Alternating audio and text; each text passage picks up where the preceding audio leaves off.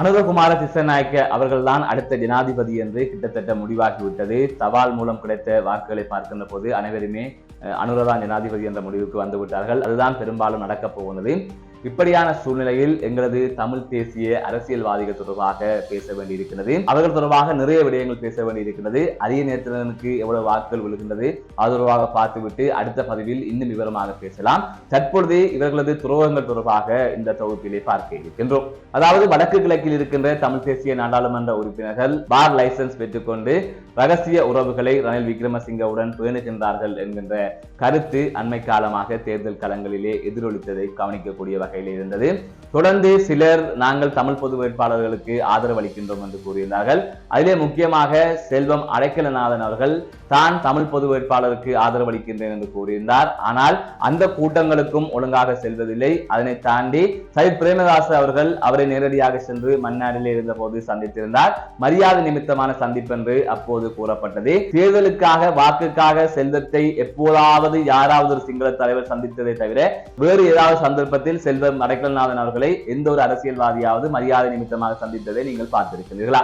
அதனை கடந்து அவரது கட்சியில் இருக்கின்ற வினோ நோகராதலிங்கம் அவர்களை ரணிலுக்கு ஆதரவு அளிக்க இவரை வெளியே அனுப்பினார் என்று கூறப்படுகின்றது. காரணம், வினோ அவர்கள் செல்வம் அடைக்கலநாதன் மீது எந்த ஒரு முடிவையுமே எடுக்க மாட்டார்.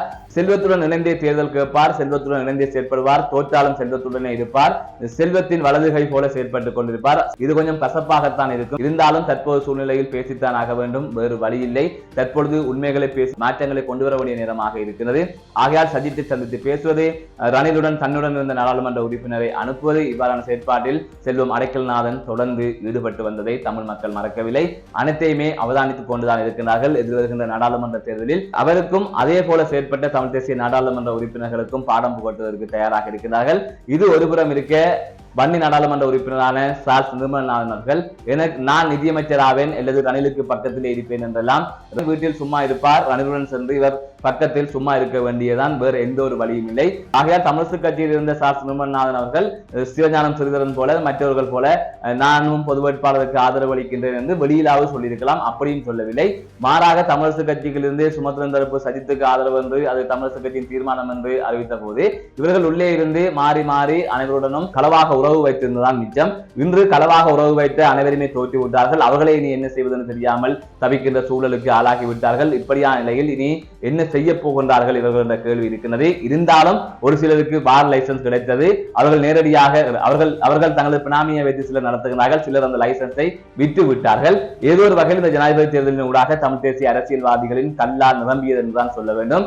ஆகையால் இனி தமிழ் தேசியத்தை பேசிக்கொண்டு எதிர்வருகின்ற நாடாளுமன்ற தேர்தலில் களமிறங்குவார்கள். எதிர்வருகின்ற நாடாளுமன்ற தேர்தல் இன்னும் 1.5 மாதத்தில் நடக்கும் என்கின்ற எதிர்வு கூறல் இருக்கின்றது. ஏனென்றால் அனுரகுமார திசாநாயக்க அவர்கள் ஏற்கனவே கூறியிருந்தார், நான் வெற்றி 1.5 மாதத்திற்குள் பாராளுமன்ற தேர்தலை நடாத்துவேன் என்று அவர் கூறினார். அதற்கு அமைய உடனடியாக அடுத்த தேர்தலை சந்திப்பதற்கு இலங்கை மக்கள் தயாராக வேண்டும். அதன் அடிப்படையில் தமிழ் மக்கள் இனியாவது கொஞ்சம் யோசித்து நடக்க வேண்டும். சிங்கள மக்கள் ஒரு புது தலைவரை இந்த ஜனாதிபதியாக கொண்டு வருவதற்கு அவ்வளவு வாக்குகளை வழங்கி இருக்கின்றார்கள். உடனடியாக யோசித்து சிந்தித்து புது தலைமை அவர்கள் உருவாக்குகின்றார்கள். ஆனால் இங்கிருக்கின்ற தமிழ் மக்களோ, தமிழ் தேசியத்தை விரும்புகின்ற மக்களோ 20 வருடங்களுக்கு மேலாக இருக்கின்ற செல்வம் அடைக்கலநாதனுக்கு ஆதரவு அளிப்பதும், பழைய நாடாளுமன்ற உறுப்பினர்களை வைத்திருப்பதும், சித்தார்த்தனுக்கு ஆதரவு அளிப்பதும் இவ்வாறு தொடர்ந்து கொண்டு போகிறது.